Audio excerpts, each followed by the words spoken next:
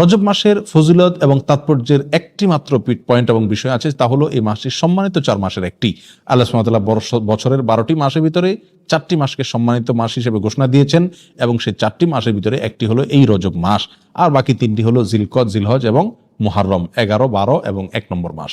আর এই চতুর্থ সম্মানিত মাস হলো রজব মাস। বিধায় সম্মানিত মাস উপলক্ষে এই মাসের মর্যাদা রয়েছে। সম্মানিত মাস উপলক্ষে যুদ্ধ বিগ্রহ করা যায় না, এই মাসেও তাই করা যাবে না। সম্মানিত মাস উপলক্ষে আল্লাহ বলেছেন ফালা তাজলিমু ফিহিন্না আনফুসাকুম, নিজের প্রতি অবিচার করা যাবে না। বিধায় গুনাহ খাতা ইত্যাদি করা যাবে না, পাপাচার ইত্যাদি অন্য মাসের চাইতে এই মাসে না করার ব্যাপারে বেশি সচেতন এবং সাবধান থাকতে হবে। এটি একটি গুরুত্বপূর্ণ দিক এই মাসের। এর বাইরে রজব মাসের ফজিলত এবং মর্যাদাকে কেন্দ্র করে কোরআন এবং সুন্নাহ বিশুদ্ধ সূত্রে একটি হাদিসও বর্ণিত হয় নাই। বিধায় একটি মাত্র মর্যাদার দিক হলো এই মাসের সম্মানিত মাসের একটি মাস।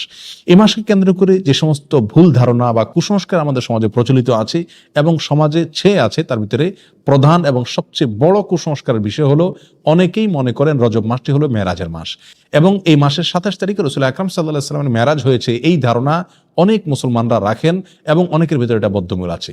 রজব মাসকে কেন্দ্র করে দ্বিতীয় যে আমলটি প্রচলিত আছে আমাদের সমাজে, সেটা হলো সালাতুর রাগায়েব।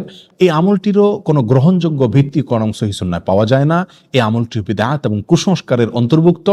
অনেকেই বর্ণনা করে থাকে একটা হাদিসটি বর্ণনা করেছেন আনাস রাদিয়াল্লাহু তাআলা আনহু, যে রাসূল আকরাম সাল্লাল্লাহু আলাইহি ওয়াসাল্লাম নাকি বলেছেন যে কোনো ব্যক্তি যদি রজব মাসের প্রথম বৃহস্পতিবার দিবাগত রাতে 12 রাকাত নামাজ পড়ে, নফল নামাজ, এবং সেটা মাগরিব এশার মাঝখানে 2 রাকাত করে পড়ে, প্রথম রাকাতে সূরা ফাতিহা, এরপরে 3 বার সূরা ইন্না আনজালনা ফি লাইলাতুল কদর, এরপরে 10 বার সূরা কুল হুয়াল্লাহ, সিজদাতে বিশেষ সংখ্যক তাসবিহ, এবং এরপরে বিশেষ সংখ্যক দুরূদ রাসূলের প্রতি, এগুলো যদি কেউ করে তার জীবনের সব গুনাহ মাফ করে দেওয়া হবে ইত্যাদি ইত্যাদি। এটাকে সালাতুর রাগায়েব বলা হয়।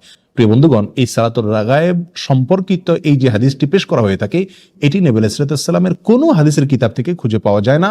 এই সম্পর্কে মুহাদ্দিসিনে কেরাম একেবারে সুস্পষ্ট মন্তব্য করেছেন যে এটি জাল এবং ভিত্তিহীন। রজব মাসকে কেন্দ্র করে অনেক জাল এবং ভিত্তিহীন হাদিসে বর্ণিত হয়েছে। তার ভিতরে একটি হলো রজব আল্লাহর মাস, শাবান রাসূলের মাস, আর রমজান হলো তার উম্মতের মাস। এরকম একটা হাদিস অনেকে বর্ণনা করে থাকেন।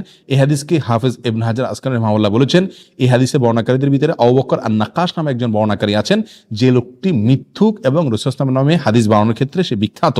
এ মাস উপলক্ষে বিশেষ একটি আমলের কথাও কোরআন এবং সুন্নাহ বর্ণিত হয় নাই, এবং এ মাস উপলক্ষে বিশেষ কোনো রোজা, বিশেষ কোনো উমরা, বিশেষ পদ্ধতিতে সালাত, এর একটি জিনিসও নবী আলাইহিস সালাতু ওয়াস সালাম থেকে প্রমাণিত নয়।